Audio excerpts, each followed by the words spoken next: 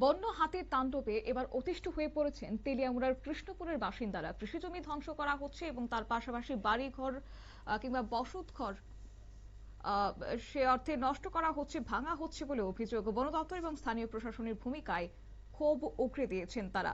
বন্য দাতালের হাতের দাপটে অতিষ্ঠ হয়ে পড়েছে জনজীবন, ফসল ঘরবাড়ি হারিয়ে সর্বশান্ত একাংশ। এমনই ছবি তেলিয়ামুড়ার শহরাঞ্চল থেকে অল্প দূরেই 29 কৃষ্ণপুর বিধানসভা কেন্দ্রের অন্তর্গত কৃষ্ণপুর এবং তার সংলগ্ন এলাকার বাসিন্দাদের কাছে এখন রাত মানেই আতঙ্ক আর অনিশ্চয়তা। প্রায় প্রত্যেকটা দিনের আলো ফুটতে শুরু হয় বন্য দাতাল হাতির তাণ্ডবের আশঙ্কা, যার ফলে বছরের পর বছর ধরে রাতের ঘুম অনেকটা উড়ে গেছে বলে অভিযোগও জানাচ্ছেন বসবাসকারীরা। শুনুন স্থানীয়দের পক্ষ থেকে কি উঠে আসছে।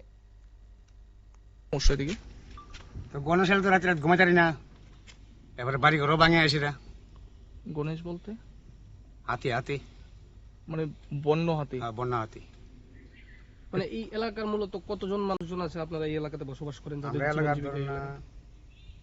80-90 গরিব ফ্যামিলি এই অবস্থা লই আর কি।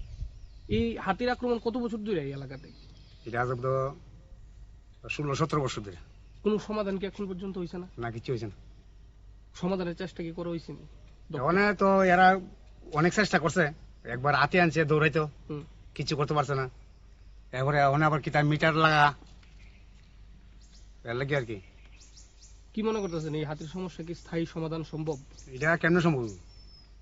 এটা কিছুতেই সম্ভব হতো না। অনেক চেষ্টা করতেছে। কত বছর যাবত এই সমস্যা হাতির? এটা আজ 17 বছর ধরে।